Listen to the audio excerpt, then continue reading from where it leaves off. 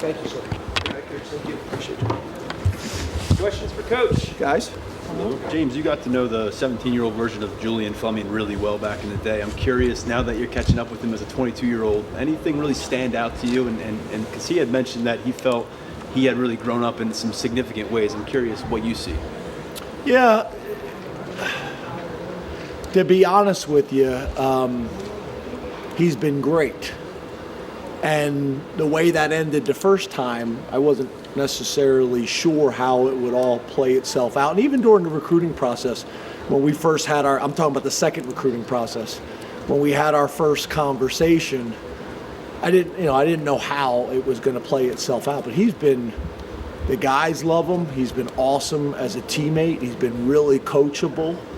I think he has been able to kind of move on. We've moved on. There's been no talk about kind of the past. He's been really good. His grandfather's been up at practice. The other day his uncle was up at practice, which is obviously a huge advantage of a local guy staying home. He's been really good, to be honest. And, there was a time period where we were recruiting him and it was going really well, and then there was a time period where we were recruiting him and it didn't go well and it didn't end great.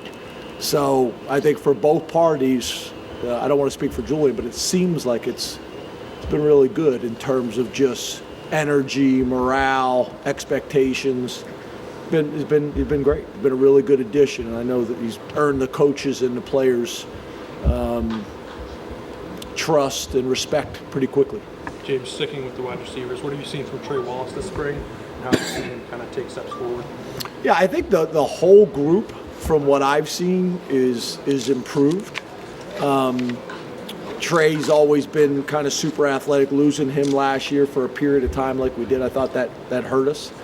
I still would like to see a group of guys really kind of separate themselves from the pack. I think the whole group has improved, but I'd like to see a couple guys kind of separate themselves and make it clearly obvious to everybody. I think we need a little bit more of that, but Trey's been good. He's, obviously he's been one of our guys that we've viewed as a starter now for a while. And like I already mentioned, losing him last year I thought was a significant blow. James, go ahead. The importance of developing championship habits, I imagine that's a year-round focus, but are there things that you can be doing now in the spring, especially with first-year players, to set yourself up for the summer and the fall? Yeah, I think, more than anything, it's a foundation of habits. It's a foundation of offense, defense, and special teams, not just for the players, but for some of the coaches as well that are new, so that literally we can come into summer and feel really good about having a chance to legitimately compete for jobs. Like right now, this is great, but there's going to be no decisions made now. Like I think guys are going to want to know where they're at the end of spring. There's so many things that are going to change between now and the first game, and everybody's just kind of got to understand that. It wouldn't be right or fair for anybody for us to make decisions at this point when a lot can change between now and West Virginia. So I think it's just a foundation of all those things: habits, understanding of the offense, defense, and special teams, so you truly have a chance to compete in the summer. And then there's going to be some guys that obviously are going to get here in the summer that are going to factor in. We don't know who those guys are right now because after kind of signing, the recruiting rankings and the stars go out the window, and what shows up, we'll have a better chance to evaluate that and see if any of those guys that haven't been here yet, if they got a chance to help us. Not necessarily by game one. Maybe they've showed us that they got a chance, but then by game 4 or 5, they're ready to really contribute. James, how is especially the last thing? I'll apologize. Especially when you talk about the possibility of 17 games. That's a long season. I wanted to ask about the recruiting dynamic of the staff. Now that you've had the 3 new coordinators, they're out on the road in January, you have visits coming in now. How are things kind of going from that perspective? Yeah, I think, because we've had pretty good stability on the recruiting staff, I think that's helped. I think you guys saw some of the recruiting staff was on the road recruiting. when we had some a turnover and some open positions while we were waiting for clearance. So I think that helped. Depending on how people do it, some people, the coordinators, don't have as active a role in recruiting. We do.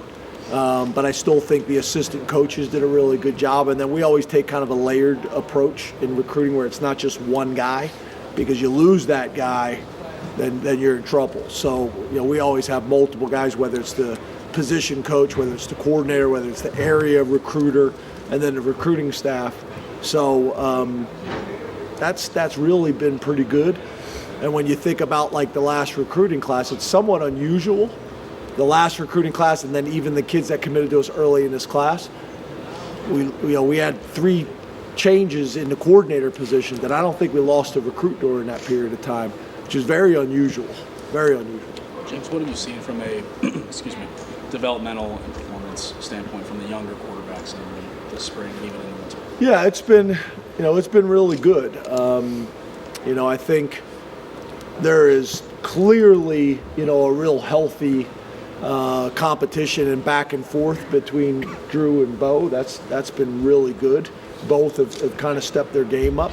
And then, Grunkenmeyer is really flashing and doing some nice things right now for a true freshman quarterback. What I'm most excited about is he's shown flashes right now. How is he going to be, in the summer when he's had really kind of all spring and all early summer to kind of grind on the playbook, grind on the installs, watch a ton of Kansas tape, watch a ton of Penn State tape. Well, where will those guys be? But it's been good. James, what's the energy like at practice under the 3 new coordinators? Are you feeling them kind of find their footing here? What have you seen from them through 7 practices? Yeah. Andy, I think, has been really good. I think I've mentioned you guys before. I think he's approaching it like I'd like it to be approached in terms of being the head coach of the offense, not just running plays, of talking about what we have to do big picture-wise to be successful and understanding the why.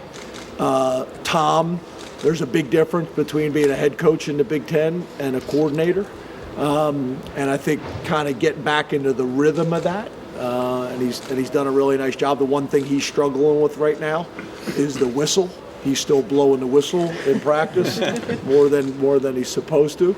I went up to him today. I go, "Did you just blow your whistle?" He goes, "I may have." It's obviously that's changed a little bit, but he's been awesome. And then Lustig, I've been a fan of for a long time. So to be able to get him back in Pennsylvania and here at Penn State has been really good. And really all 3 of them, even Lustig, in terms of, we haven't talked about that a whole lot. We're still running the same special teams that we have under the last 2 special teams coordinators. He's had a few tweaks, but for the most part, kind of like we've discussed on offense and defense, a lot of similarities with what we've done in the past. James, 2 more guys. From the linebackers so far this spring? Been good. We're just starting to get some live work where you really got a chance to evaluate linebackers. It's hard to do it, unless you're flying around. I do think some of the things that we're doing offensively that is different has been challenging. It's been challenging for the safeties specifically and the linebackers, those 2 groups. But I've been pleased with them. I really have. I mean, obviously we got a group of guys that have played a lot of football for us, and then we got a group of guys that need to take the next step that we're excited about. You think about guys like Tamir and Keys, so kind of those next young guys that need to continue to grow up and evolve, and we're seeing signs of it. So hopefully they'll finish out this spring on a real positive and have a really good spring game and go into the summer with some confidence. And then again, a couple weeks into summer camp, feeling like we have depth there, because right now we gotta kind of create some more depth there to feel good about. Moving Abdul to defensive end, everybody's excited about, but it has an impact on our linebacker room too. James, you're about halfway through spring practice at the moment, with this week being kind of that mark. Are there things that you have accomplished that you want to do this spring, or just What's your assessment of the team halfway through? Yeah, I hate to keep saying the same thing to you guys over and over again, but it's about a foundation. I think we've laid a foundation where most of the offense, defense, and special teams are in right now, and then you got a chance to kind of evaluate them. And then I think there's still that aspect of, okay, we'll put all this stuff in, and then we'll go through it again in the summer, and then we got to kind of really figure out what our identity is. Like, okay, these are the things that we have in the playbook. What's going to be the identity of our defense this year? What's going to be the identity of our offense this year? And play to those strengths and then work on our weaknesses. But I don't mean to keep answering it that way, but that's really kind of where we are in spring ball is, laying a foundation. And I feel good about what we've done up to this point. Thanks, Coach. Thank you. Guys. Thank you.